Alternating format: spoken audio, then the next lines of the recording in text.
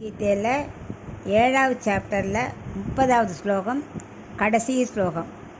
சாதி பூதாதி தெய்வம் மாம் சாதி யஜ்ஞம் ச ஏ விதுஹு பிரயாண காலே அபிச்ச மாம் தே விதுர்யுக்த சேதசக.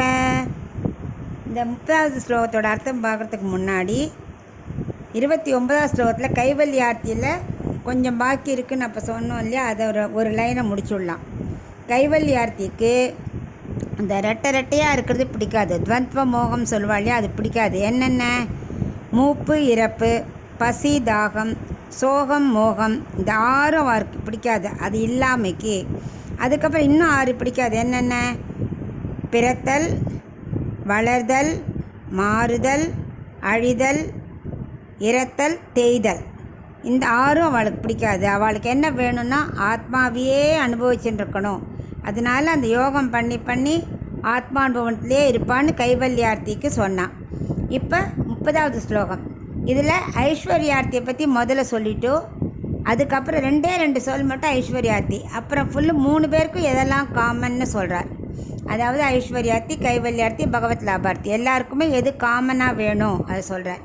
இப்போ ஐஸ்வர்யார்த்தி என்ன சொல்கிறான்னா, யார் என்னை தெரிஞ்சுக்கிறாளோ அவள் என்ன பண்ணணும்? பகவானோட அதிபூதத்தன்மை, தெய்வத்தன்மையோட கூடியவன்னு அது புரிஞ்சுக்கணும். பகவான் யார்? நம்மளெல்லாம் விட அதிக சக்தி வாய்ந்தவர்கிறத முதல்ல அவள் புரிஞ்சுக்கணும். அதான் ஐஸ்வர்யார்த்திக்கு ரொம்ப ரொம்ப இம்பார்ட்டண்ட்டு. அதிபூதத்தன்மை, தெய்வத்தன்மை 2 கூடியவர் தான் பகவான் அப்படின்னு தெரிஞ்சுக்கணும் அப்படிங்கிறான். ஆனால் அந்த மற்ற 3 பேருக்குமே எல்லாருக்குமே இப்போ காமனாக என்னென்னா யஜ்ஞத்தன்மையோடு இருக்கார். பூதத்தன்மை, தெய்வத்தன்மை சொன்னார்ல, இப்போ யஜ்ஞத்தன்மை 3 பேருக்குமே முக்கியம். என்னென்ன? நித்திய நைமித்திக கர்மாக்கள் எல்லாம் விடாத பண்ணணும் சொன்னார் இல்லையா. பஞ்சமகா யஜ்ஞம் டெய்லி பண்ணணும். ஏன்னா நம்மள அறியாமல் டெய்லி ஏதாவது பூச்சியை கொன்னுடுவோம். ஒன்று கொசு அடிப்போம், இல்லை சமையல் கட்டில் ஏதானும் பூச்சி இருக்கும், பாத்தியா செத்து போய்டும் அடுப்பை மூட்டுறச்சு. அதனால் எல்லா காட்டிலும் ஏதாவது பாவம் வரும். அதனால் எந்த காரியத்துலையும் 5 பாவங்கள் வருமா. அதனால் 5 யஜ்யம் பண்ணணும் கண்டிப்பாக. தேவ யஜ்யம், மனுஷ யஜ்யம், பித்ரு யஜ்யம், பிரம்ம யஜ்யம், பூத யஜ்யம். இந்த 5 பண்ணிகிட்டே இருக்கணும். அதான் நித்திய நைமித்திய கர்மாக்கள்னு. அந்த தவசம் எதுவுமே தர்ப்பணங்கள் எந்த காரியத்தையும் விடவே கூடாது. சாஸ்திரம் சொன்னபடி நம்மளால் ஃபுல்லாக பண்ண முடியல. ஆனால் இப்போ மக்களை கோவிலில் கைங்கரியத்துக்கு வாங்க பூ தொடுக்கன்னா எல்லோரும் வந்துடுவா. அதை விட்டுட்டு பெருமாளுக்கு யஜ்யம் பண்ணணும், அந்த யாகத்தில் உட்காருங்கன்னா மணிக்கணக்காகுன்னா கொஞ்சம் யோசிப்பாள்.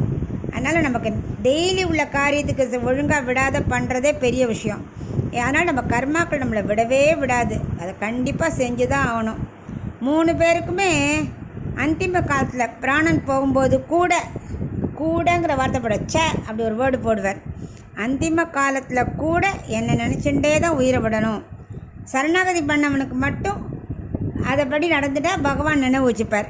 மற்றபடி எல்லாரும் எப்பவும் கடைசி காலத்தில் கூட பகவானை நினச்சிட்டே தான் உயிரை விடணும் அப்படிங்கிறார். எப்படி ஐஸ்வர்யார்த்தியோ அவளோ யார் எப்படி நினச்சிக்கிறாளோ அது பிரகாரம் அவள் என்னப்படி என்னை நினச்சிட்டே தான் உயிரை விடணும் அப்படிங்கிறார். என்னை நினைக்காம உயிரை விடக்கூடாது. அதுதான் இதில் இம்பார்ட்டண்ட்டு. எப்போவும் பகவானோட சிந்தனை இருந்துகிட்டே இருக்கணும் அப்படின்னு இந்த 30வது ஸ்லோகத்தோட 7வது சாப்டர் முடிக்கிறார். இன்னும் அடுத்த இதில் 8வது ஆரம்பிக்கிச்சே கொஞ்சம் இந்த 7வதோட கொஞ்சம் முடிவை சொல்லுவேன்.